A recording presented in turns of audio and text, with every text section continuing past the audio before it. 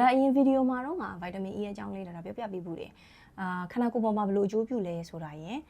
ပြီးတော့ဘာတွေသိထားမလဲဆိုတဲ့အကြောင်းလေးရယ်ပေါ့ဆိုတော့အခုဗီဒီယိုမှာကကြတော့အလားပါအရေးပြားနဲ့ပတ်သက်ပြီးတော့ဒါပြောပြပေးမယ်အခုနောက်ပိုင်းဗိုက်တာမင် E အရင်တောက်လာကြတယ်ဆိုတော့ဗိုက်တာမင် E ဖြစ်ရင်ပြီးရောလားပေါ့ရလကောက်အတူတူပဲလားဆိုတာကိုသိချင်ကြမယ်လို့တော့ထင်တယ်ပြီးတော့ဒါရဲ့ product recommendation လေးလည်းပါပါတယ်ပြီးတော့အဲ့ product လေးတွေလည်း give away season လေးလည်းရှိပါတယ်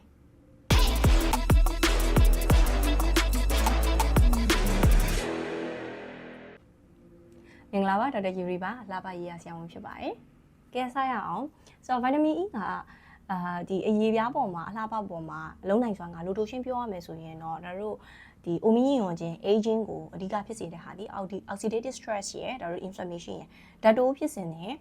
ရောင်ရမ်းခြင်းတွေပေါ့ဒါတွေကကြတော့ဒါတို့ဒီနောက်ခုနောက်ပိုင်းမှာနေအောင်ကြီးထိတွေ့ပံများတာပြီးတော့ UV index အရင်များတာတွေကြောင့်ဖြစ်လာတာဖြစ်တယ်ပြီးတော့ဒီ pollution တွေလေထုညစ်ညမ်းမှုတွေကြောင့်အဓိကတော်တော်များများဖြစ်လာကြတာဖြစ်တယ်ဆိုတော့အဲ့ဒီဟာတွေကို vitamin E ကတော့ neutralize လုပ်ပေးနိုင်တယ်ဓာတ်ပြေသွားအောင်သွားလုပ်ပေးနိုင်တဲ့အားနည်းတင်ရှိရပြီးတော့နောက်တစ်ခုကကြတော့ဒါတို့အရင်ကတမှုထားကြတဲ့ဒီ collagen တို့ elastin တို့ကိုvitamin E ကခန္ဓာကိုယ်ထဲမှာအကြာကြီးထိမ့်သိမ်းထားနိုင်ဆိုရင်ရှိရပြီးတော့နောက်တစ်ချက်ကကြတော့တို့ရေဓာတ်ဆုံးရှုံးမှုအနည်းဆုံးဖြစ်အောင်သူလုပ်ပေးနိုင်တယ်ဆိုတာရှိတယ်ဆိုတော့အသားရည်ကြီးရကြတဲ့လူတွေကကြတော့ရေဓာတ်ဆုံးရှုံးမှုအနည်းဆုံးဖြစ်အောင်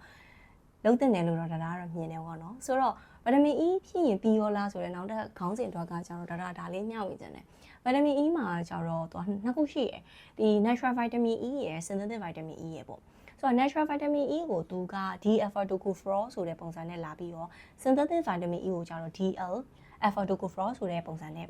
သူကလာတယ်ဆိုတော့ဘာကွာလဲပေါ့နော်ဆိုတော့ natural vitamin E ကကြတော့တို့ရဲ့ခန္ဓာကိုယ်ထဲမှာ tissue ထဲမှာ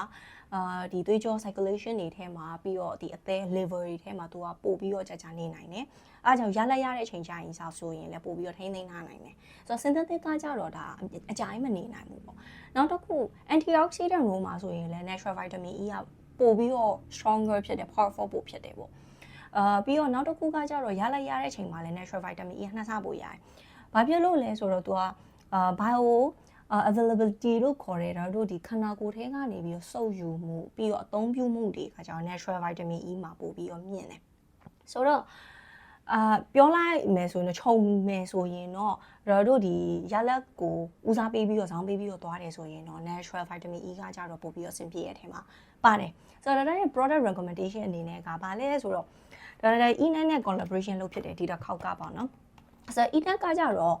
vitamin E layer IU ပါတယ်ပေါ့နော်သူကဒါ natural vitamin E ဖြစ်တယ်လို့လည်းသူငကိုတည်းက claim ထားပြီးသားပေါ့နော်အနောက်ကိုကြည့်လိုက်တဲ့အချိန်မှာဆိုရင်လည်းပဲသူ D-alpha tocopherol ဆိုပြီးတော့သူရေးထားတယ်ဆိုတော့ natural vitamin E ကို claim ထားတဲ့အတိုင်းပဲအနောက်မှာလည်း D-alpha tocopherol လို့ရေးထားဖြစ်တဲ့တော့ဒါအနေနဲ့ကတော့ဒါ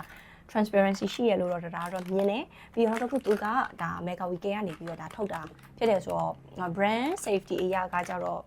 ပြောစရာမလိုဘူးလို့တော့ဒါတော့ထင်တယ်ပေါ့နော်ပြီးတော့နောက်တစ်ခုအဲ့ထဲမှာကကြတော့သူက soft capsule ကကြတော့သူ golden capsule နဲ့လုပ်ထားတာဖြစ်တယ်